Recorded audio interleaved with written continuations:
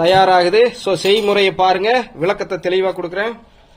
இப்போ நம்ம ஈரலை எடுத்து இதுக்குள்ள போட போறோம். கோழியுடைய ஈரல் சரிங்களா, தனியா 1/2 கிலோ வாங்கிட்டு வந்திருக்கோம். இந்நேரம் வரைக்கும் வேற எல்லாம் வெந்து இருக்கிறது என்னென்ன பேஸ்ட்டுக்கு உள்ள சேர்த்தி இருக்கிறோம் எல்லாம் தெளிவா பார்க்கலாம். இப்ப இதோடைய பயன்பாடு எதற்காக சேர்த்துறோம், நம்மளுக்கு தேவையான இரும்பு சத்தை பெறுவதற்காகவும் விட்டமின் B12 பெறுறதுக்காகவும் நம்ம என்ன பண்ண போறோம், இப்ப இதை பயன்படுத்த போறோம்.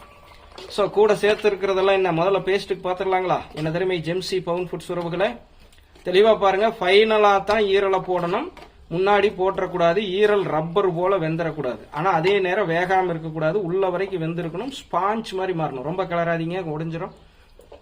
அப்படியே வைங்க, அப்புறம் பண்ணிக்கலாம். ஸோ தேவையான பொருள் பார்த்துலாங்களா. இஞ்சி பூண்டு பட்டா கிராம்பு சோம்பு அதை மட்டும் போட்டு, வெங்காயம் தக்காளி மரச்செக்கு நல்லெண்ணெய் போட்டு வதக்கி சரிங்களா. அதுக்கப்புறம் நம்ம என்ன பண்ணியிருக்கோம், கோழியுடைய குண்டிக்காய் பகுதி, இதயம் ஹார்ட்டு, அதுக்கப்புறம் வந்து பார்த்தீங்க அப்படின்னா கொஞ்சம் எலும்பு மஜையோட இருக்கக்கூடிய கறி உள்ள போட்டோங்களா. அதெல்லாம் போட்டு நல்லா கொதிச்சிட்டு இருந்தது. அந்த கொதி நிக்கிற ஓரத்துல தான் இப்ப ஈரல் எடுத்து போட்டிருக்கோம். இது நல்லா வந்து கொதிச்சதுக்கு அப்புறம் நல்லா நோட் பண்ணுங்க, மூடி வச்சு ஸ்ட்ரீம் வந்து ஒரு 2 கொதி வந்ததுக்கு அப்புறம் ஸ்பாஞ்ச் மாதிரி ஆனதுக்கு அப்புறம் தேங்காய் பால் எடுத்து கூட இதில் ஊத்திக்கலாம். கொஞ்சம் ஜீரண கோளாறு இருக்கிறவங்க தேங்காய் பாலை கொஞ்சம் நிறுத்திக்கங்க சரிங்களா. எங்களுடைய அனுபவம், நாங்க பயன்படுத்தி பலன் பெறதை வச்சு உங்களுக்கு சொல்றோம். உங்களுக்கு ஏத்துக்குன்னா தேங்காய் பாலையும் போட்டுங்க. இந்த கோழி சூடு ஏற்கனவே அந்த பிரச்சனை உள்ளவங்கெல்லாம் என்ன பண்ணிக்கிறீங்க, தேங்காய் பாலை தவிர்த்துருங்க. மற்றபடி தேங்காய் பாலை தாராளமா சேர்த்திக்கலாம். வேற லெவல்ல இரும்பு சத்து அதிகமாகும். இரத்த விருத்தியானாலே ஆண்மை பெண்மை அற்புதமாக கூடும்.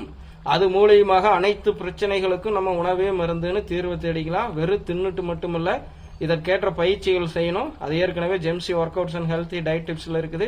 இந்த ஜெம்சி குரு வைத்தியத்தில் இருக்கிறவங்க அந்த சேனலை ஃபாலோ பண்ணிக்கங்க, ஜெம்சியை ஃபாலோ பண்ணிக்கங்க, பவுன் ஃபுட்ஸ் இந்த ஜெம்சி பவுன் ஃபுட்ஸையும் ஃபாலோ பண்ணிக்கங்க. எல்லாத்தையும் ஒரு சேர பார்க்கையில உங்களுக்கு ஒரு தெளிவு கிடைக்கும். தனித்தனியா பிரிச்சு வச்சதோடைய நோக்கம் என்னன்னு உங்களுக்கு தெரியும். இப்ப கிளறி விடுங்கம்மா அப்படியே. ஆக்சுவலா இது மூடி வச்சு பண்ணணும். உங்களுக்கு மூடி வச்சுட்டா தெரியாதுங்கிறதுக்காக இது பண்ணியிருக்கேன். நீங்க மூடி வச்சு ஸ்ட்ரீம் பண்ணிக்கங்க சரிங்களா.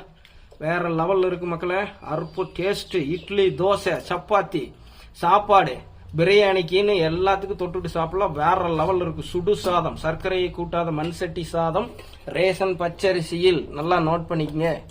பச்சரிசி சூடுங்கிறவங்க நீங்க வேற ஏதாவது பயன்படுத்திங்க, எங்களுக்கு சூடு இல்லை ஓகேங்களா. நல்லா மூழ்கிற மாதிரி அமுத்தி வச்சு ஸ்ட்ரீம் பாயில் கொடுங்க. இப்ப மூடி வைங்க, அவ்வளவுதான். மிதமான சூட்ல ஸ்ட்ரீம் கொடுத்து இறக்குனீங்கன்னா வேற லெவல்ல இருக்கும்.